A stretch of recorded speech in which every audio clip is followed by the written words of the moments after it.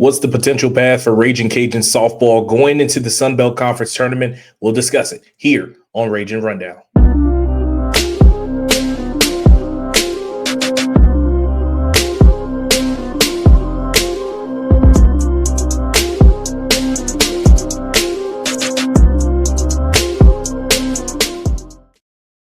What's good, ladies and gentlemen, and welcome into another episode here on Ragin Rundown, the show where you will know all things UL sports. I'm your guy, Jamarcus Fitzpatrick, but you know you can always call me Fitz. And on today's rundown, we will be talking UL softball and where they currently stand, and we'll also look at the best and worst case scenario of where they could potentially be seated in the Sun Belt Conference Tournament.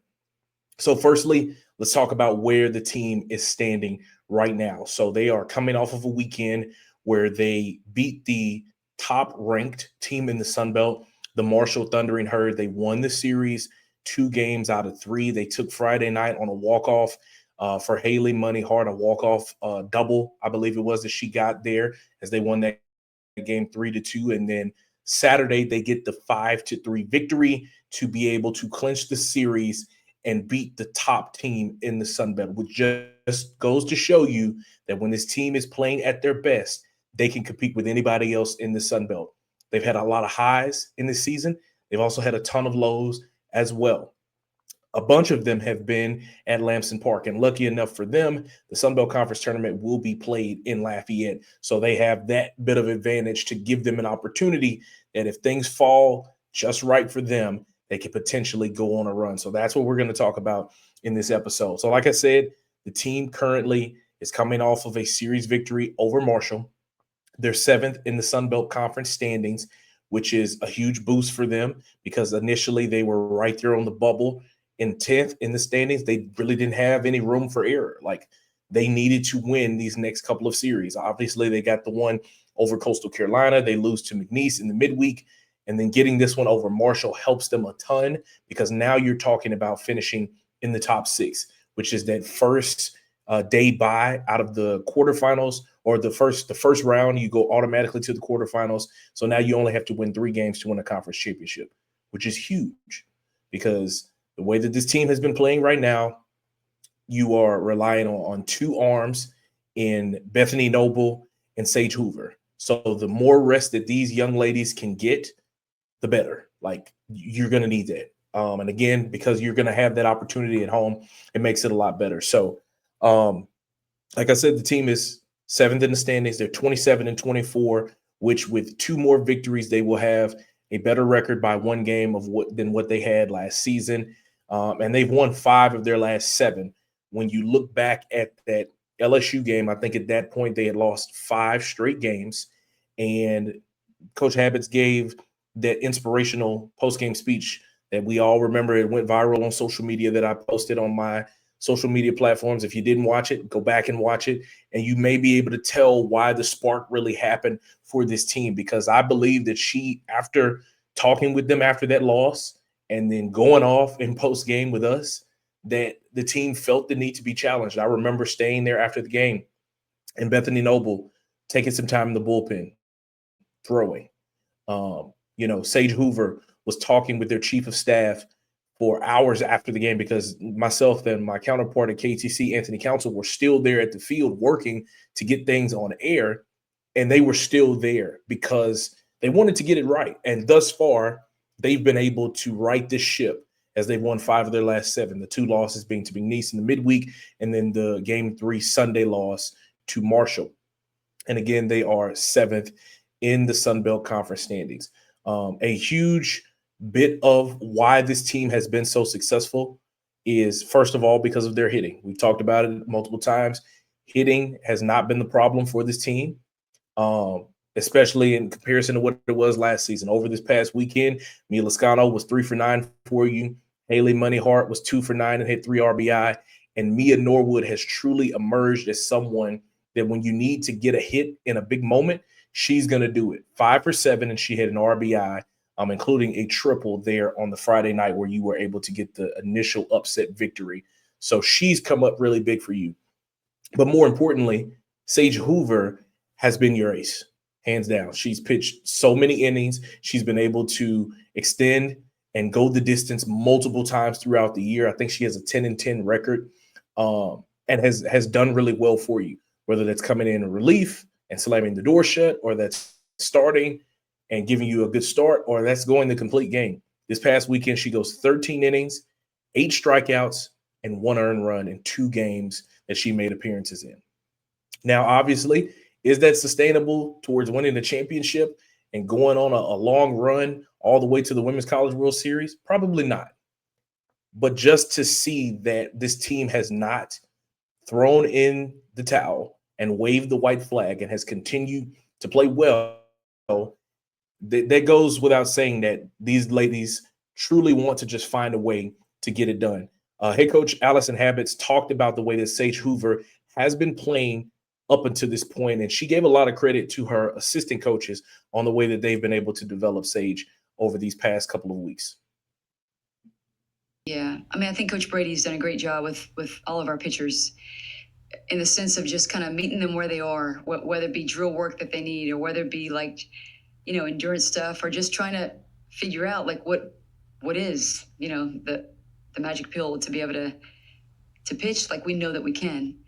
And they've worked together and figured it out. And I think for the most part, it really is just trusting the plan, trusting the pitch that's called, staying within yourself, and being really one-pitch warriors. We say that a lot, like one pitch at a time, but to actually do that is tough. When you're in the circle and there's a lot going on and you just gave up a hit and then there's another kid coming up, or you just walk somebody and then somebody hits it out the park.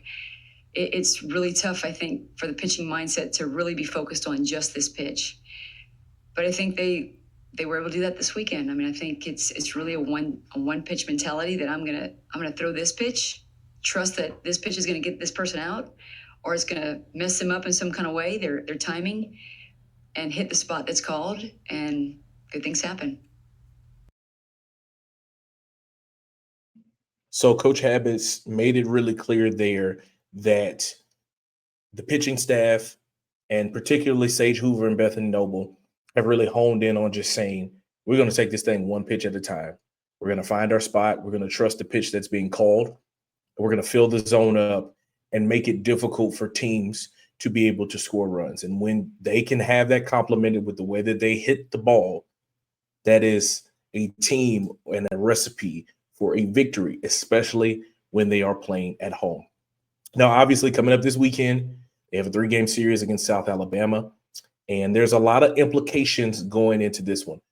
We're going to get into that. Let me take a quick timeout, and we'll discuss what are the best and worst case scenarios for the Cajuns heading into the Sun Belt Conference Tournament. We'll discuss it all when we come back here on Ragin Rundown.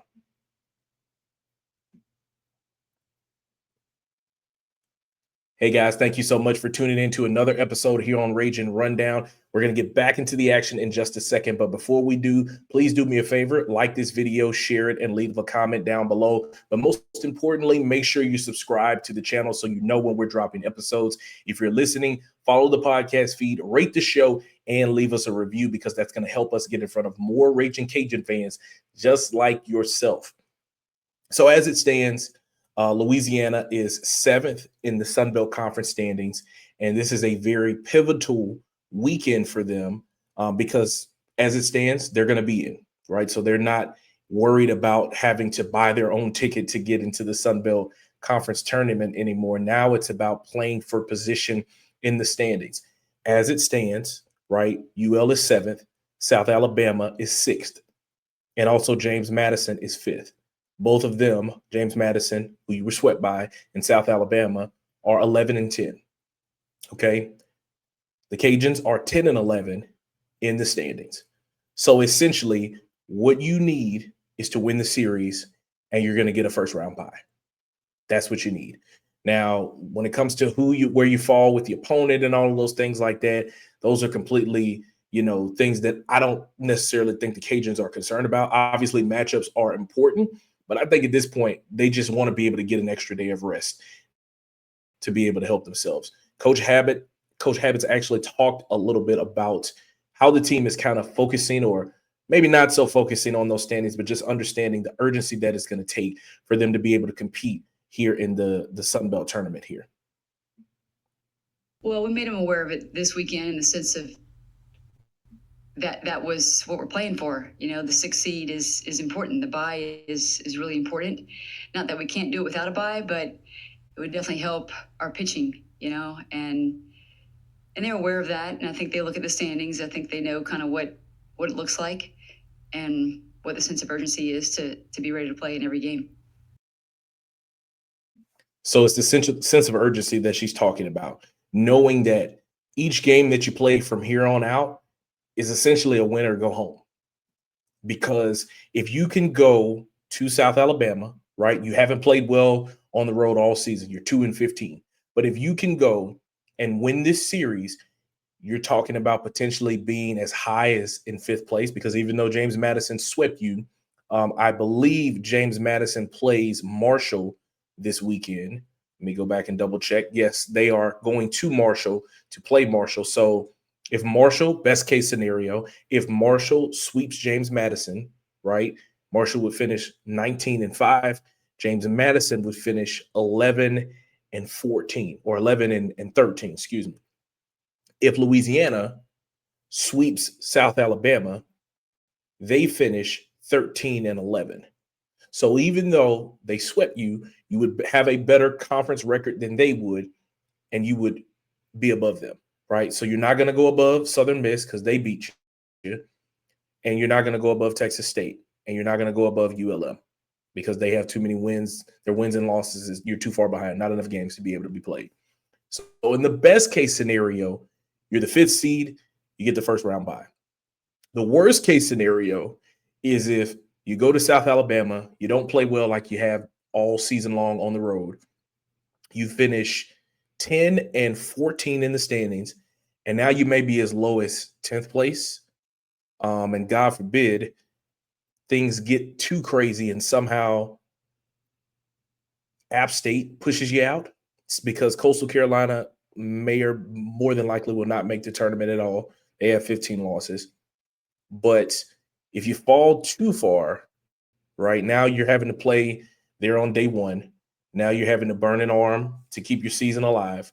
Now you're in a position where if you would have handled your business here in the regular season in this last weekend, which I'm sure that's what Coach Habits is emphasizing to her players there in the locker room, in the clubhouse, she's emphasizing that from here on out, and I'm sure it's been that way since the LSU loss, from here on out, it's win or go home. Because if you can continue to stack wins, you're going to keep playing, right? But if you allow any room for error to creep in, that might be the last game you play this season here in 2026. So that is kind of how things are laid out. The Cajuns have a series with South Alabama on the road coming up this weekend. Game 1 will be on Thursday, if I'm not mistaken, because that gives them an extra day to be able to get the bracket out. So it would be 4:30, which is that Thursday. So game 1 is Thursday at 6 p.m. Game 2 is Friday at 6 p.m. and game 3 is Saturday at 1 p.m. So come Sunday, really probably late Saturday afternoon, late evening, Saturday afternoon, we'll know what the Sun Belt Conference Tournament will look like.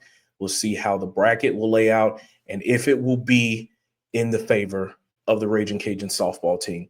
And, we'll be keeping our eyes on that, whether that will be on my day job at KTC or right here, especially on Ragin Rundown. Hey, guys, if you've made it to this point in the video, thank you so much. Please do me a favor, like it, share it, and leave a comment down below. But most importantly, make sure you're subscribed to the channel. If you're listening, please follow the podcast feed, rate the show, and leave us a review because that's going to help us get in front of more Ragin Cajun fans just like yourself. I'm your guy, Jamarcus Fitzpatrick. We'll see you guys next time.